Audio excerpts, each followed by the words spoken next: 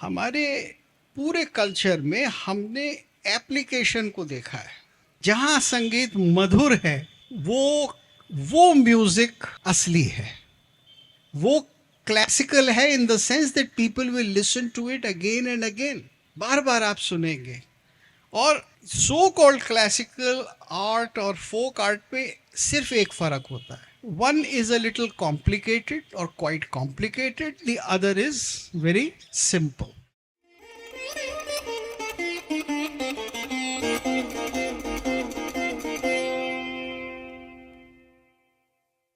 आज का हमारा विषय है लोक कला और संस्कृति। अब लोक जो है, जिसे इंग्लिश में फोक ट्रांसलेट किया जाता है, तो आइए सबसे पहले हम इसी शब्द के ऊपर थोड़ा सा विमर्श करते हैं कि लोक और फोक में क्या अंतर है। तो सर, लोक जैसा कि हम भारत के परिवेश में देखते हैं, या फोक जिसे हम विदेशों का एक तरह से जिसमें एक देहातीपन है, क्या दोनों में कुछ साम्य है या दोनों में कुछ अंतर है या दोनों आपस में संवाद में है? आपका क्या विचार है? नमस्ते, मुझे बड़ी प्रसन्नता है। लोक, तो देखिए, आज की हिंदी में जो इस शब्द का प्रयोग हो रहा है लोक, और जैसा कि आपकी किताबों में, अगर आप सोशियोलॉजी के स्टूडेंट हैं या लिटरेचर की हैं, तो उन सब में लोक का मतलब क्या होगा? फोक, यानी गांव, गांव से भी ज़्यादा जंगल, गिरिजन, हाँ, जिनको हम कहते हैं प्रिमिटिव पीपल। और या लोक संस्कृति का मतलब होगा कि पॉपुलर कल्चर, पॉपुलर लाइफ। ये मतलब है कि लोक कलाएं, फिर उससे हो जाएगा क्राफ्ट्स, हो जाएगा, ये सब होगा। तो ये है आज का मीनिंग। और ये मीनिंग कहाँ से आया?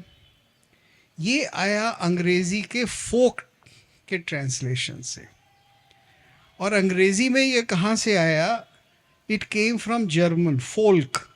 वो आपने एक गाड़ी देखी है ना, अब आजकल फिर आ गई है सड़क पे, फोक्सवागन, है ना, लोगों की गाड़ी, जनता की गाड़ी। That's what it means, Volkswagen in German. तो फोल्क का जो आइडिया था, वोल्क फोल्क का आइडिया जर्मनी में, ये ऐसे पैदा हुआ कि जब मॉडर्न सोशियोलॉजी बनने लगी, जिसमें समाज के अलग अलग स्तरों के बारे में हम जानना चाहते थे और उनको क्लासिफाई करते थे, तो उन्होंने कहा एक एलीट क्लास होता है और एक पॉपुलर नीचे का वर्किंग क्लास होता है। तो 19th सेंचुरी में ये सारी स्टडीज़ हुई और उसमें क्लास कॉन्शियसनेस के ऊपर, क्लास कैटेगरीज के ऊपर समाज को डिवाइड किया। तो उन्होंने कहा ये नीचे वाले जो हैं, इनके पास पैसे कम होते हैं, वर्किंग क्लास है, इनका मिनिमम कल्चर होता है जो चलता आ रहा है, जो इनको मिल गया, और घटिया होता है। ये सारी आइडिया फोक का था। और उसके बाद फिर एक अपर क्लास होता है, एक्सक्लूसिव एलीट क्लास, जो क्लासिकल म्यूजिक सुनता है, जो फिलाहार्मोनिक ऑर्केस्ट्रा, बेटोफन, मोत्ज़ार्ट वगैरह सुनता है। और एक वो जो नीचे की छोटा मोटा म्यूजिक और पाइप और हॉर्न वगैरह सुनता है। This was the classification and this was transferred to rest of the world by the कॉलोनियलिस्ट्स।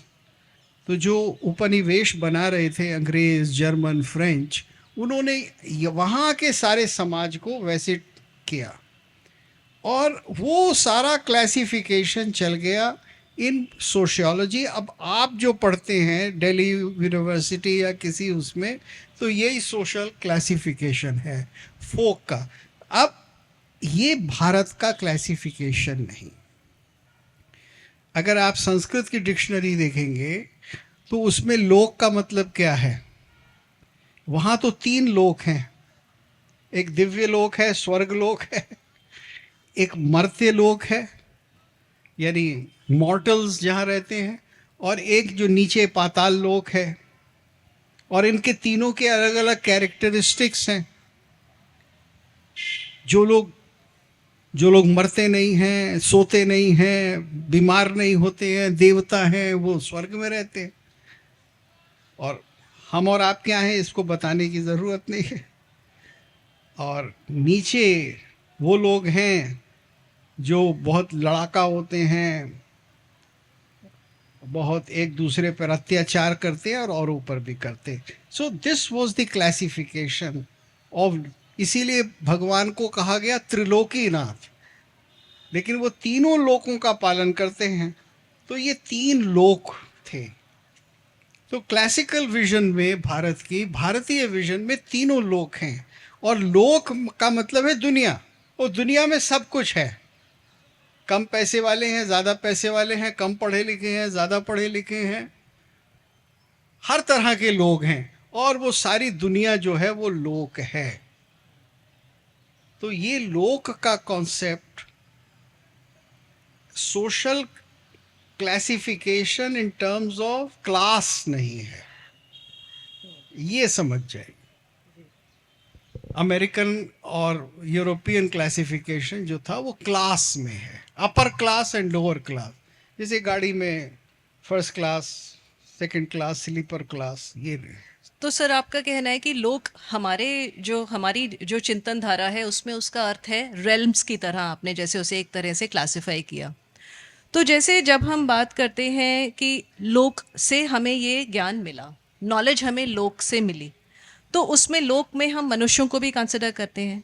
जैसे हमारे सर वेद में भी कहा गया है कि लोक सबसे पहले शब्द हमें शायद पुरुष सूक्त में भी मिलता है, और उसके बाद हमें उपनिषदों में भी मिलता है ये शब्द, हाँ, ये शब्द है ना?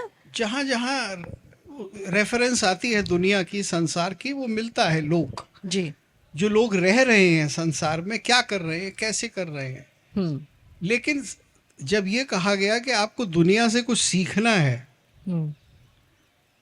तो सीखने के लिए जरूरी नहीं है मनुष्य से ही सीखना हो। जैसे आप विद्यार्थी हो ना सब, तो विद्यार्थी के 5 लक्षण बताए गए। काक चेष्टा, कौवे की तरह से एजाइल, ये नहीं क्लास में आए सो गए। Agile, you should be on your feet. काक चेष्टा, बको ध्यानम। और जो ये आपके ये होता है बक यानी सारस, ये कितना कंसंट्रेट कर सकता है। श्वान निद्रा, जैसे कुत्ता जरा सी आहट हुई एकदम उठ गया। और स्वल्पाहारी, थोड़ा कम खाए, हैं, हर वक्त खाकर सन्नाए नहीं। और घर छोड़ने को तैयार हो। अगर किसी ने कहा भाई वहाँ चले जाओ, वहाँ अच्छी एजुकेशन होगी, तो नहीं, मैं तो घर नहीं छोड़ता, मुझे तो दिल्ली ही प्यारी है। तो ये 5, अब ये कहाँ से आ रहे हैं आपको? ये 3 काकचेष्टा पक्षियों से आ रहे हैं, पशुओं से आ रहे हैं। तो आपको तो दुनिया में जो और जीव हैं उनसे भी सीखना है। आप इस फंडामेंटल विजन को देखिए, कितना फर्क है। आज जो भी आपको पढ़ाया जाएगा, चाहे हिंदी में पढ़ेंगे आप, इंग्लिश में पढ़ेंगे, बंगला, उर्दू, किसी भी लैंग्वेज में पढ़ेंगे, लोक का मतलब क्लासेस हो गया है। ट्रू। तो सर लोक से हमें जो मिलती है नॉलेज, उसे हम किस तरह से कैटेगराइज करते हैं? कभी कभी हमें फोक सॉन्ग्स से भी नॉलेज मिलती है, फोक नैरेटिव्स भी हमें अपने इतिहास के बारे में बताते हैं, बिल्कुल, है ना? तो सर फिर उसमें जो हमें नॉलेज हम गेन कर रहे हैं, how is this knowledge different from the knowledge that we study in theories of sociology और थियरीज ऑफ फोकलोर? वो किस तरह से डिफरेंट है उसका अप्रोच? देखिए फोक लोर जो है, ये this is a German concoction again. लोर का मतलब आप समझते हो, कहानी, किस्से। अब मुझे एक बात बताओ आप, भारत में कौन सा कहानी किस्सा है जो सिर्फ गांव में सुनाया जाता है, वो शहर में नहीं सुनाया जाता? और मैं सिर्फ रामायण महाभारत की बात नहीं कर रहा, वो तरह तरह के लोरियां सुनाते हैं ना आप। माँ सुनाती है बच्चे को कौए के बारे में, या किसी कुत्ते के बारे में, या चांद के बारे में। तो गांव में भी वही लोरी है, शहर में भी वही लोरी है। आप देखिए एक बहुत बड़ा फर्क है हमारे पूरे कल्चर में। हमने एप्लीकेशन को देखा है। कोई चीज़ कहीं बहुत आसानी से मिलती है और वो आराम से मिल जाती है, और कहीं कोई चीज़ बहुत मुश्किल से मिलती है। तो मुश्किल से मिलती है इसलिए वो अच्छी नहीं है। आप समझ रहे हैं? तो क्लासिफिकेशन ऑफ हायर क्लास और लोअर क्लास के लिए ये चीज़ अच्छी होगी कि क्लासिकल म्यूज़िक तो अच्छा होगा और फोक म्यूज़िक ख़राब होगा। हाँ, जैसे हमें लगता है सर कि क्लासिकल म्यूजिक बहुत इलीट है, बहुत अच्छा है। Somebody who understands classical music is very learned, है ना। और जो फोक जिसको पसंद है, चलिए अब तो folk is also very very popular, people tend to go towards folk, what is kitsch. लेकिन जैसे फोक को हम उतनी इम्पोर्टेंस नहीं देते हैं सर, जैसे हम क्लासिकल चीज़ों को देते हैं। तो what is the reason behind that? आप ये समझिए, जैसे अब मैं म्यूज़िक की बात लूँ, या तो म्यूज़िक बड़ा मीठा होता है, अच्छा होता है, जिसको आप बार बार सुनते हैं, और या म्यूज़िक जो है वो इतना, जैसे ये है ना, कान खा रहा है, ये साउंड ऐसा होता है। अब उसको गा कौन रहा है, किस स्टाइल में रहा है, इससे आपको मतलब नहीं है। आप लोगों ने शायद वो पुराने कुछ इतने सारे गीत हैं, लता मंगेशकर, आपके लिए तो लता मंगेशकर भी पुरानी हो गई है, और के.एल. सहगल हैं, वो कितने मीठे गीत हैं, कितने अच्छे हैं, वो मन को कितना सुन कर अच्छा लगता है। और कभी कभी क्लासिकल लोग गाते हैं, उसमें वो ऐसी ताने मारते हैं कि कान भी छिल जाता है। तो अगर उसमें मधुरता नहीं है संगीत में, जहाँ संगीत मधुर है, वो म्यूजिक असली है, वो क्लासिकल है, in the sense that people will listen to it again and again, बार बार आप सुनेंगे। और सो कॉल्ड क्लासिकल आर्ट और फोक आर्ट में सिर्फ एक फर्क होता है, one is a little complicated or quite complicated, the other is very simple. लेकिन ऐसा लगता है sir, I think you will also agree, जो क्लासिकल आर्ट फॉर्म्स हैं उनका कहीं ना कहीं कोई अंश एक कॉन्टिन्यूटी में हमारी फोक में फीड इन हो रहा है, इट बल्कि इज कनेक्टिंग। दोनों में कांस्टेंट इंटरकनेक्शन होता है, और सिंपल चीज से कॉम्प्लिकेटेड चीज बनती है, और तरह तरह की जगहों में जाती है। अब आपको म्यूजिक से एक और एग्जाम्पल देता हूँ। देखिए, फिल्मों में एक बहुत अच्छे कंपोज़र थे, रहमान। वो उन्होंने शायद मुग़ल आज़म में भी म्यूज़िक दिया है ना। तो वहाँ एक गाना है, बेकस पे करम कीजिए सरकार मदीना। तो अब ये बड़ा अच्छा लग रहा है हमें। अब ये क्या है, ये एक बड़े कॉम्प्लिकेटेड राग को ले लिया है उन्होंने और सिर्फ इतनी सीधी धुन बना दी है। अब इसको हम राग भी बना देंगे, इसका हम आलाप भी कर देंगे, रे रे न न ना रे न नू रे रे ना रे रे रे न ना नू। आज का राग बन गया। वो सिंपल है, ये कॉम्प्लिकेटेड है।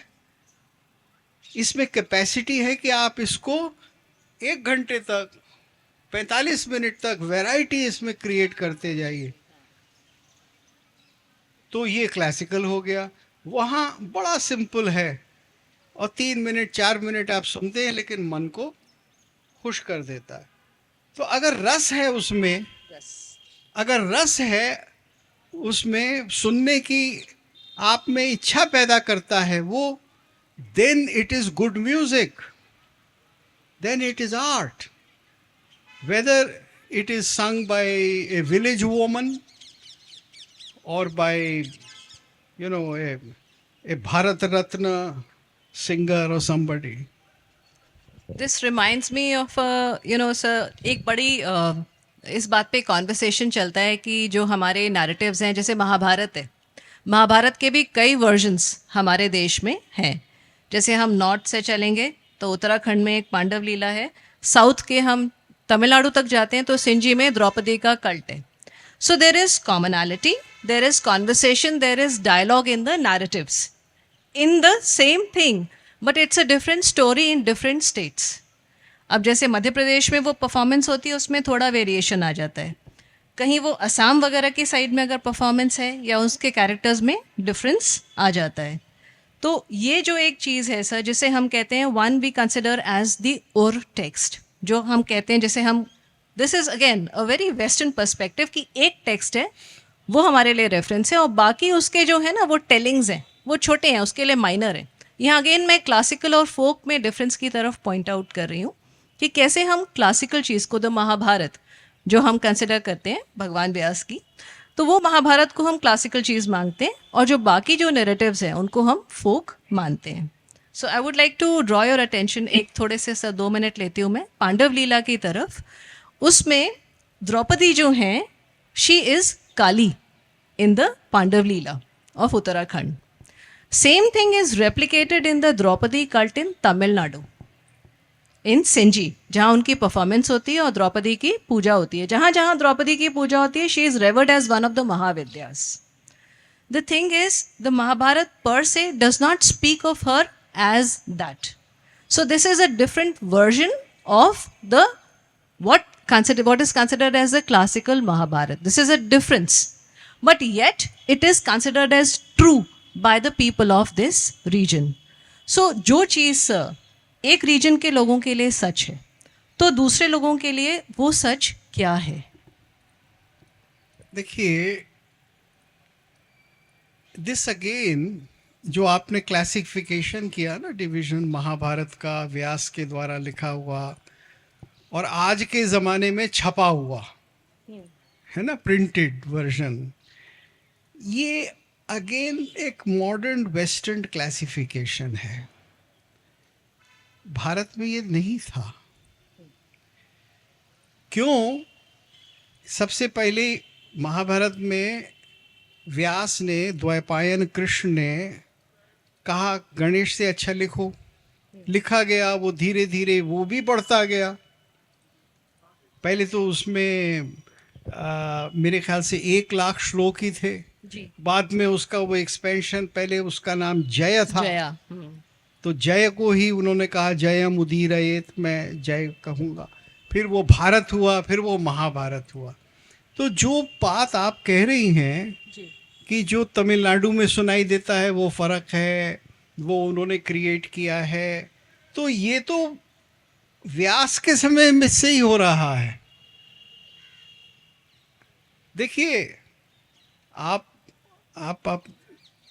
कल परसों में अपने संस्कृत यहाँ पढ़ती होंगी ना, आप संस्कृत के कोई प्रोफेसर होंगे, उनसे पूछिए कि व्यास का क्या मतलब होता है। व्यास का मतलब होता है वन हु एक्सपैंड्स। तो वो तो व्यास इसीलिए थे कि उन्होंने पहले इतनी कहानी लिखी, फिर बाद में इतनी कर दी, फिर इतनी कर दी। तो ये जो एक्सपेंशन ऑफ द स्टोरी है, ये तो बहुत पहले से होता आ रहा है भाई। अब आप कहते हैं नहीं नहीं, Vyas is classical, Vyas is written in Sanskrit, if it is written in Sanskrit so it must be more classical and it is elite, it is read by Brahmins, जाने क्या क्या हमने अनहिस्टोरिकल बातें उस पर कर दी। The idea that Pandavas are our ancestors, that they belong to us and we belong to them, is a common idea to the people of the whole of the subcontinent. The poor people, the rich people, the learned people, the less learned people. And they all want to go on recreating it. आप चले जाइए भारत के किसी भी कोने में, कहीं आसपास वो कहेंगे अच्छा देखो साहब ये पांडव यहाँ आए थे। आप कहेंगे महाभारत में तो नहीं लिखा पांडव यहाँ आए थे। वो कहते हैं लिखा हो नहीं लिखा हो, हमारे यहाँ तो लिखा है, हम तो इनकी पूजा भी करते हैं, हमने तो मंदिर भी बना रखा है, हमारे यहाँ तो इनका उत्सव भी होता है, पांडव तो आए थे। So what is real is that people are closely related to the heroes. जो नायक है, हीरो है, जो अद्भुत काम करता है, हम उससे रिलेट कर रहे हैं, क्योंकि वो हमारी लाइफ को बेटर करेगा ना। आपकी लाइफ अच्छी कैसे बनेगी, करेजियस कैसे बनेगी, किसी हीरो के बारे में सोच कर ना। और हीरो प्लास्टिक वाला हीरो नहीं, अमिताभ बच्चन नहीं, अर्जुन। और सर मुझे लगता है जैसे ये वाले हीरोज़ हैं, ये हमारे लिए आइडियल्स हैं एंड उनकी जो क्वालिटीज़ हैं। अब जैसे आजकल अभी 22 को एक बहुत बड़ा दिन है, विशेष दिन है हमारे लिए, जिस दिन राम मंदिर प्राण प्रतिष्ठा हो जाएगी भगवान राम की, और मंदिर उस दिन हमारा तैयार हो जाएगा। तो रामचंद्र जी का जो पूरे देश भर में फुटप्रिंट है, जो हमें इतनी रौनक दिखती है उनके लिए, तो उसके पीछे भी एक हमारी कॉमन हिस्ट्री है, एक शेयर्ड हिस्ट्री है। So which can not be classified either as folk or classical, but it is a consciousness that is running throughout the country, is it not? बिल्कुल बिल्कुल। देखिए, सीधी सरल से सरल भाषा में राम के ऊपर काव्य है, दोहे हैं। और आप देखो, जो पिछले 400 साल में सबसे बड़ी रामायण लिखी गई, तो वो तो तुलसीदास ने किसमें लिखी? अवधी में लिखी, गंवारू भाषा में लिखी भाई। वो उन्होंने किसी श्रेष्ठ भाषा में नहीं लिखी। और उनसे पहले भी लोग लिख रहे थे प्राकृत में। ये ट्रेंड चल रहा था। क्यों? क्योंकि अगर कोई आपका देवता है, अगर कोई आपका पूजनीय है, तो आप जहाँ भी हैं, जो भी जुबान बोलते हैं, आप उसमें उसका गुणगान करेंगे। दक्षिण के एक बहुत बड़े कंपोज़र हुए हैं त्यागराज स्वामी। उन्होंने 3,500 पद लिखे हैं राम पर, तेलुगु में। तो वहाँ भी है। और भारत की ऐसी कोई भाषा नहीं है जिसमें राम के ऊपर काव्य ना हो। छोटा काव्य, बड़ा काव्य होगा। जैसे दंडकारण्य में सर जाते हैं अगर, तो वो लोग कहते हैं कि हमें ये जो काम है, जैसे हमें मांस छीलने का काम है, वो राम ने सिखाया है ना। अभी जैसे आप इंटरव्यूज़ अगर देख रहे होंगे, तो नेपाल से जो लोग आ रहे हैं वो कह रहे हैं सीता हमारी बहन है। सो ये सारी एसोसिएशंस जो हैं, ये हमारे फोक, हमारी एक कॉमन फोक कॉन्शियसनेस की तरफ इंगित करते हैं। फोक से मतलब हमारे जन जन में है, हमारे लोक में है, हमारे जनता में है जी। जितने भी लोग हैं उन सब में है। और सर फोक, फिर जैसे हमारा इस कॉन्वर्सेशन का दूसरा जो पहलू है वो कला है, तो फोक कला के साथ कैसे संवाद करता है, या फिर कला फोक को कैसे प्रतिबिंबित करती है? देखिए, कला क्या है? अगर कला की कोई डेफिनेशन खोजनी हो तो आप कैसे उसकी कोई डेफिनेशन बनाएंगे? एक बड़ी सिंपल डेफिनेशन है। कला एक प्रकार की एक ट्रिक है, एक युक्ति है, एक तरीका है जो अनप्लेजेंट को भी प्लेजेंट कर देती है। जैसे मैं आपको बताऊं, मैं या आप कोई भी दुखी नहीं होना चाहता, हम खुश रहना चाहते हैं। लेकिन हम ऐसे गीत भी लिखते हैं जिसको पढ़ पढ़ कर, सुन सुनकर हम रोएं, और रोकर हमें बड़ा चैन पड़ता है। तो वो गीत क्या है? वही कला है। जो चीज़ जीवन में अच्छी नहीं लगती, जो स्वीकार्य नहीं है, वो कवि के मुंह से या पेंटर के मुंह से या नाटक में आपको बहुत अच्छी लगती है। आप हॉरर मूवी देखने जाते हो, आप सड़क पे तो कोई हॉरिबल सीन नहीं देखना चाहते ना। ये कला है। तो फिर ये कला कैसे प्रकट होती है? ये कला ऐसे प्रकट होती है कि मैं अपनी जो मेरा एवरीडे रोज का एक्सपीरियंस है, उस एक्सपीरियंस को मैं एक बहुत ही हायर लेवल पर ले जाता हूँ, क्योंकि मैं उस चीज़ को थोड़ा निष्पक्ष होकर देखता हूँ। अब ऐसा है ना कि आप फिल्म देखने जाते हैं तो आप हीरो और हीरोइन हैं, वो एक दूसरे से श्रृंगार लीला कर रहे हैं, प्यार कर रहे हैं, तो आप हीरोइन से ये तो नहीं कहते उसे छोड़ के मेरी गोदी में आ जा। आप कहते नहीं, मुझे देखना है भाई, I want to see their story, क्या हुआ। You don't poke your nose. आपका पर्सनल रिलेशनशिप नहीं है उनसे। अगर आप पर्सनल रिलेशनशिप करने लगोगे तो कला खत्म हो गई। आपको सिर्फ देखना है इम्पर्सनल। तो जब आप इम्पर्सनली किसी चीज को देखेंगे तो आपको बड़ी खुशी होगी, क्योंकि आप उनकी कहानी को सुनेंगे, उनके दर्द में रोएंगे, उनकी खुशी में हंसेंगे, क्योंकि आप इम्पर्सनल हो गए। और जब तक आप पर्सनल होंगे तब तक ये नहीं होगा ना। तो ये है कला, ये कला का मर्म है। तो क्या सर कला हमें एक फ्यूचर के बारे में भी एक पॉसिबिलिटी दिखाती है कि व्हाट इज पॉसिबल? नहीं, कला फ्यूचर नहीं। कला तो देखिए इमीडिएट कंटेम्पररी क्रिएशन है। कला तो उस समय की चीज है ना। एक अच्छा गीत मैं सुन रहा हूं, अभी सुन रहा हूं, जैसे ही गीत खत्म होगा मैं घर जाऊंगा तो वो प्लेजर खत्म हो गया, उसकी एक स्मृति हुई कि हाँ बड़ा अच्छा कुछ सुन के आए। लेकिन उसका प्रभाव तो जब तक है जब तक आप सुन रहे हैं, और आप ये भी जानते हैं कि अरे भाई मन हल्का हो गया।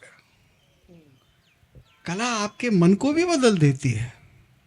तो सर कुछ ट्रांसफॉर्म नहीं हो जाता? जैसे हम शिल्प देखते हैं, खजुराहो का शिल्प अगर हम देखते हैं, है ना, या फिर हम किसी भी, या फिर हम वहाँ गए अपने दिलवाड़े के मंदिर गए, वहाँ का शिल्प हम देखते हैं, या फिर हम किसी योगिनी के मंदिर में गए, तो वो कला हमें किस तरह से ट्रांसफॉर्म करती है? How do we create a conversation with that art? देखिए, वो कला थोड़ी समझने में थोड़ी मुश्किल होती है कि किसी को बताना पड़ेगा आपको कि ये क्या है, ये वास्तव में इसका मीनिंग क्या है, इसके कैरेक्टर्स क्या हैं, इसकी स्टोरी क्या है। एक बार आप वो देखेंगे तब वही बात हो जाती है कि आप इम्पर्सनल ढंग से देखते हैं, और वो इम्पर्सनल ढंग आपको एलिवेट कर देता है, आप देखते ही रह जाते हैं। अब वो जो सारी फीलिंग है वो इतनी खुशी को भरने वाली है कि आप कहते हैं भाई ये और कहीं नहीं मिलता। ये चीज़ जो है, ये प्लेजर, पर्टिकुलर प्लेजर जो मुझे आर्ट देखकर मिलता है, खूबसूरत पेंटिंग देखकर, गाना सुनकर, स्कल्पचर देखकर, ये कहीं नहीं मिलता। कितना ही अच्छा खाना खा लूँ, कितनी अच्छी दारू पी लूँ, कितना ही अच्छा कुछ भी मज़ा किसी सेंसरी इंजॉयमेंट को कर लूँ, लेकिन not like this is so elevating, this is the special thing.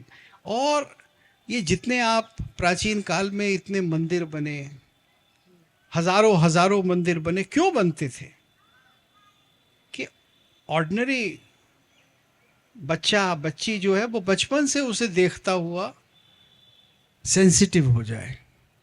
आपको आदत भी तो पड़नी चाहिए ना ये देखने की कि अच्छा ये बड़ा अच्छा है, इसको देखेंगे, आप उसके साथ ग्रो करेंगे तो रिसेप्टिविटी होगी और life will be better. There will be less fighting, there will be less rancor, and if you are pursuing it in a deep way, then it elevates you totally, it takes you to the divine. और ये सब experience की बात है। बहुत अच्छा sir. Now let us move on to the third aspect of our जी हाँ। कॉन्वर्सेशन, जी, संस्कृति। संस्कृति। जिसको शायद बहुत सारे लोगों ने डिफाइन किया है, बहुत सारे लोगों ने उसे समझने की कोशिश की है, पर दैट डेफिनेशन एल्यूड्स अस कि वो संस्कृति है क्या। तो सर आप भी एक हमें डेफिनेशन दीजिए एंड लेट्स एक्सप्लोर। संस्कृति क्या है? देखिए, आधुनिक हिंदी शब्द संस्कृति इज ए नियोलॉजिज्म या ट्रांसलेशन ऑफ कल्चर। अब कल्चर, जो वेस्टर्न डेफिनेशन ऑफ कल्चर थी वो यही थी कि उसमें आर्ट हो, उसके अंदर एक जीने का ढंग हो, सर्टेन वैल्यूज ऑफ लाइफ हों। और संस्कृति हमने शब्द इसलिए चुना कि हमारे पास एक पुराना शब्द था संस्कार। संस्कार का मतलब होता है किसी चीज़ को शुद्ध करना। शुद्ध करने का मतलब क्या होता है? ये नहीं खाली उसकी सर्फ लगा दिया और सफाई हो गई। उसके अंदर एक विशेष धारणा को पैदा करना। जैसे अभी प्राण प्रतिष्ठा होगी ना, तो जो पत्थर की मूर्ति है उसमें प्राण डालने का मतलब क्या है कि अब इसमें देवता का प्रवेश हो गया। तो हमने क्या किया है? हमने एक मेंटल स्पिरिचुअल एक्सरसाइज की है कि अब हम उसको इस तरह से देखते हैं। तो यही आर्ट है कि आप अपनी एक वैल्यू लाइफ के ऊपर इम्पोज करते हैं या उसके अंदर इंस्टिल करते हैं लाइफ। क्योंकि लाइफ खुद में तो बहुत कुछ है। And as one of the British philosophers said, life of nature is nasty, brutish and short. जो नेचुरल लाइफ होती है वो तो बहुत ब्रूटिश होती है। कबूतर भी दूसरे कबूतरों के बच्चे को मार देते हैं। ये नेचर तो ये है, लेकिन मनुष्य नहीं करता ये। तो ये क्या है? It is living by certain values, creating certain values. Now this creation of value और seeing the world in a different way, this is संस्कृति। Very well said sir. ये है संस्कृति। We are coming to the end of the session, so अगर आप लोगों में से किसी के कोई प्रश्न है, if anybody wants to ask a question, they are most welcome. हाँ, please feel free, just come up. या लाइक आपने बताया था कि फोक और क्लासिक डिफरेंस इतना नहीं होता है, जस्ट आपसे कनेक्टेड रहते हैं, डिफरेंट वे में प्रेजेंट किया जाता है। तो how can we know that जो हमने सीखा है, जो हम एग्जीक्यूट करने वाले हैं लाइफ में अपनी में, वो सही है कि नहीं है? इसीलिए तो कॉलेज भेजा है भैया माँ बाप ने।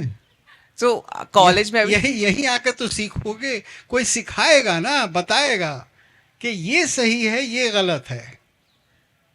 देखिए, एक छोटा बच्चा भी होता है, मान लो 2 साल का बच्चा जो चलने लगता है, तो आपने देखा होगा चींटी जा रही है, वो उसको कुचल के मार देता है। अब बच्चे को तो किसी ने सिखाया नहीं ना, लेकिन बच्चा करता है, हर घर में करता है। तो आप कहते हैं नो, डोंट डू दिस। आप सिखाते हैं ना बच्चे को कि चींटी के ऊपर पैर रखकर मत चलो।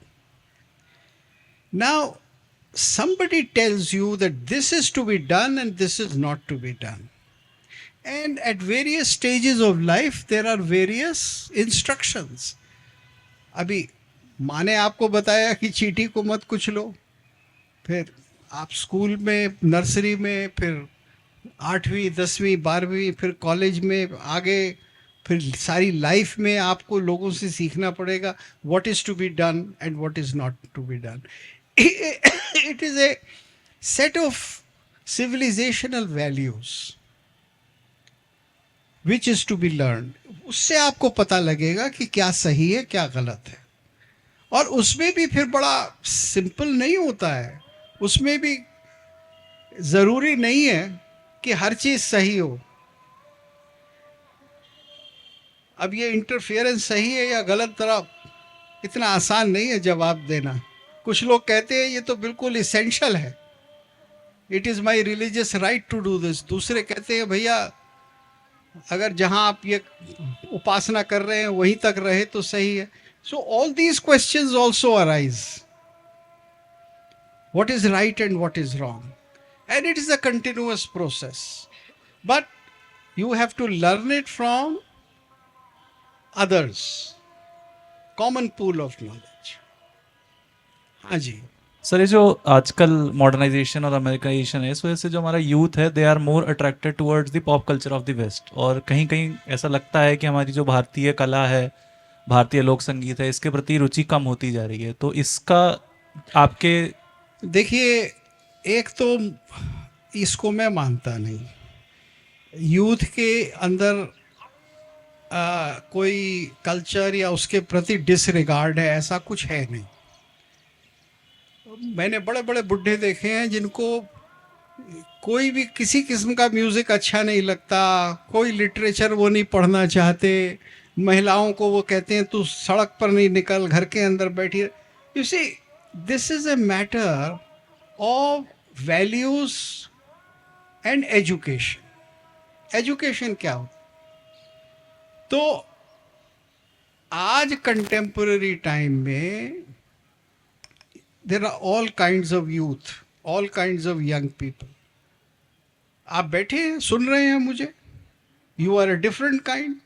Then there will be some others who will just not spend time on this. वो कहेंगे भाई पैसे वैसे बनाओ, अपना काम धाम करो. तो ऐसा नहीं है. It's a social change.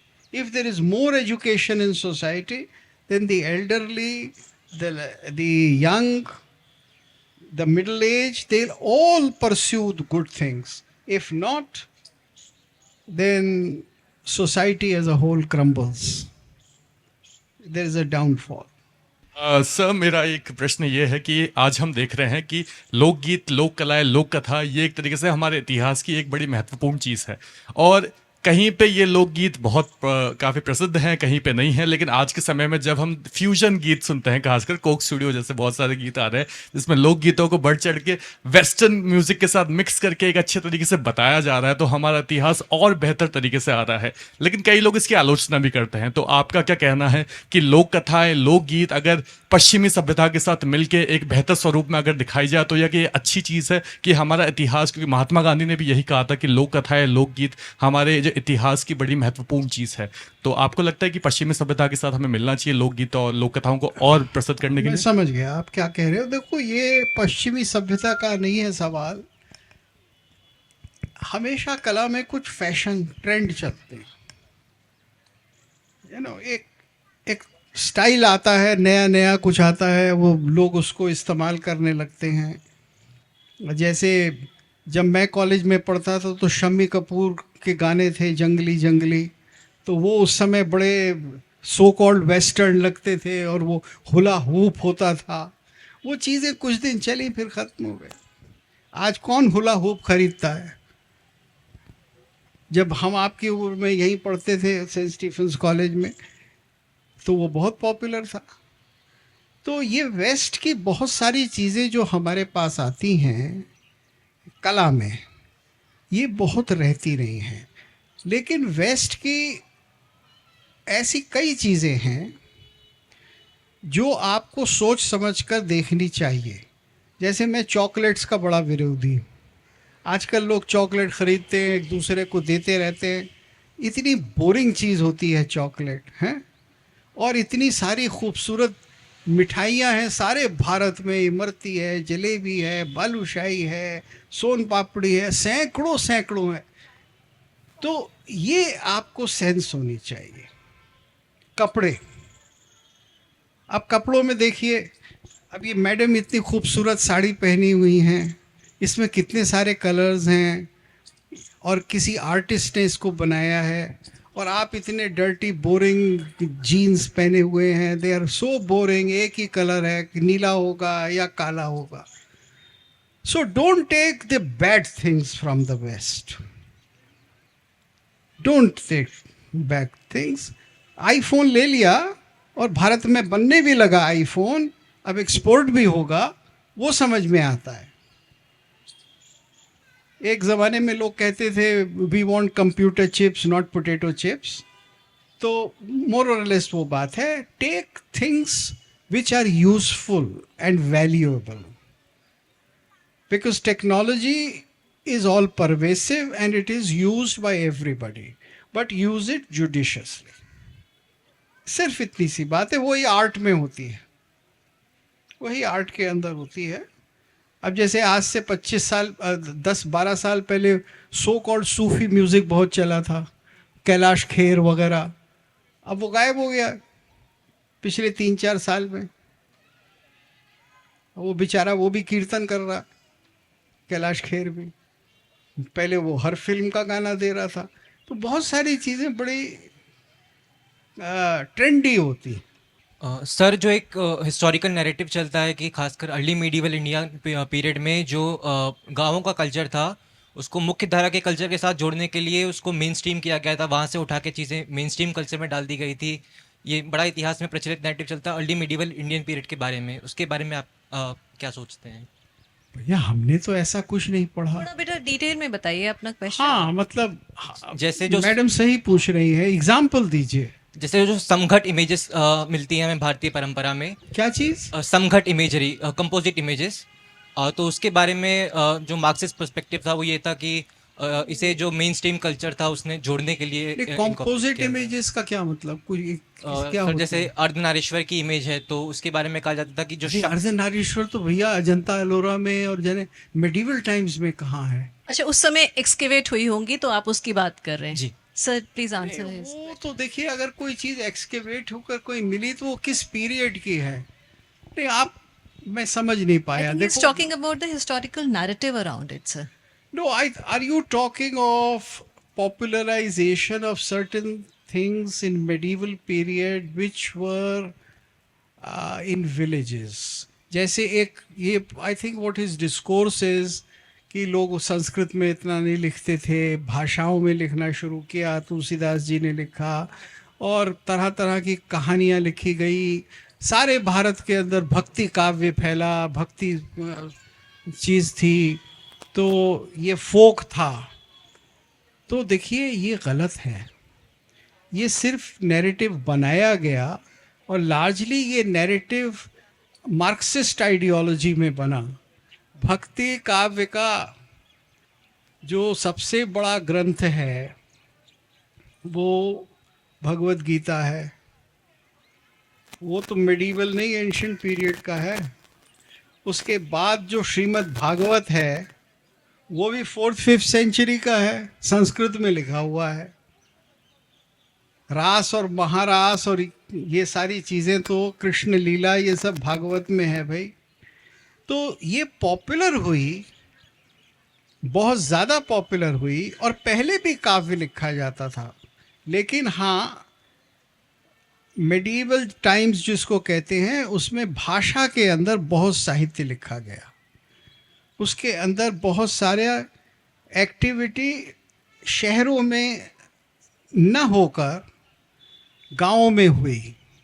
शहरों में इसलिए नहीं हुई कि इस्लामिक सिटीज़ जो होती थी वो एक तरह से कैंटोनमेंट टाइप होती थी. उसमें जो रूलिंग क्लास था, उस रूलिंग क्लास को इन चीज़ों का कोई यूज़ नहीं था.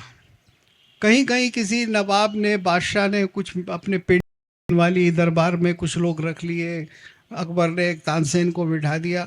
लेकिन for thousands and lakhs of people in the city all these forums were closed. ये थे कहाँ? गांव में. गांव से मतलब है शहर के बाहर.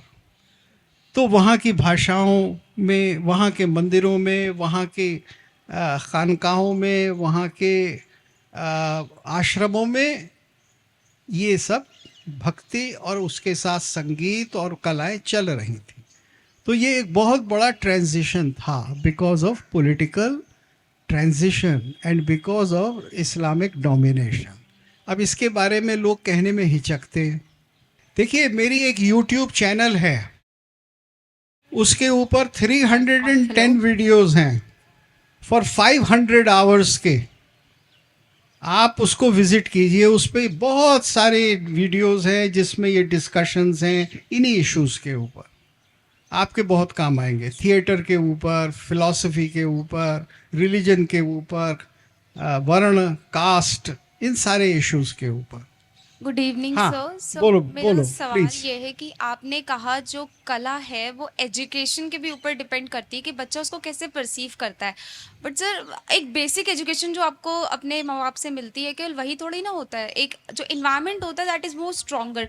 तो जैसे कि आज हम देखते हैं जो क्रिएटिव सिनेमा लिबर्टी जो हम देखते हैं, जहाँ पे जो हिस्टोरियोग्राफी उसका बिल्कुल ही तमाशा बना दिया जाता है, जैसे मोहनजोदड़ो मूवी हो गई आपकी, ये जोधा अकबर हो गई, या अभी एक नई नई मूवी आई अन्नपूर्णी, जैसे मैम ने कहा कि there is variations in different context. For example जैसे वहाँ पे दिखाएगा कि राम जी जो थे वो मांस खाते थे, तो इसका बड़ा बहिष्कार किया गया एंड फाइनली उसको नेटफ्लिक्स से हटा दिया गया। तो ये जो creative liberty that we see in cinema that is affecting the youth, जैसे उन्होंने भी एक सवाल किया था कि ये सब चीज़ें यूथ को इफेक्ट कर रही हैं, और एक जो वेव जो बन रही है आजकल देश में, जहाँ पे हम देख रहे हैं कि ये सिनेमाज हो गई जहाँ पे हर एक बॉलीवुड मूवी जो है उसका बहिष्कार किया जा रहा है। तो लिबर्टी ऑफ सिनेमा जो कहते हैं वो कुछ हिस्टोरियोग्राफी को तमाशा नहीं बनाए दे रहा है आज के समय में, जहाँ पे हम देख रहे हैं संस्कृति का भी लॉस हो रहा है। देखिए, इसमें दोनों बातें हैं। एक बात तो ये है कि क्रिएटिव लोग नहीं हो रहे हैं, वो कमर्शलाइजेशन पर कैश ज़्यादा कर रहे हैं। अब आप उसको, सारी फिल्म को मैंने देखा तो it looks like a story of goblins, उसके कलर्स वैसे हैं, उसकी स्केचिंग वैसी है कि जैसे यूरोप के अंदर कहानियों में होते हैं ना, तो वहाँ से उन्होंने मोटिव्स ले लिए। अब अगर आप क्रिएटिव होकर ऐसा करना चाहते हैं कि आप हमारे जो कल्चरल इमेजेस हैं उन इमेजेस को आप एक दूसरे कल्चर की इमेजेस में ट्रांसफ़र कर दें, तो ये क्रिएटिविटी नहीं हुई, इसलिए वो एक्सेप्टेबल नहीं था, इसीलिए इतना प्रोटेस्ट हुआ। लेकिन आप उसको बदल दीजिए तो, और आप उसको रेडिकली बदल दीजिए तो लोग उसे एक्सेप्ट करेंगे, आप उसको अच्छा लगेगा। जैसे आपने रामायण में एक एपिसोड है शंभूक वध, मुझे याद नहीं आ रहा, तेलुगु के एक कथाकार थे, उन्होंने एक पूरा नया नाटक लिखा जिसमें उन्होंने शंभूक को एक ऋषि के रूप में दिखाया, लर्नेड आदमी के रूप में। लोगों ने एक्सेप्ट किया, उनको साहित्य अकेडमी पुरस्कार भी मिला। तो you can be creative when you create a value. It should be a good acceptable value, let it be different, let it strike at the root of common belief and create something different। वो हमेशा acceptable होता है। और ये मांस खाते थे नहीं खाते थे, इसके बारे में तुलसीदास जी की एक लाइन है, नाना भांति राम अवतारा, रामायण शतकोटि अपारा।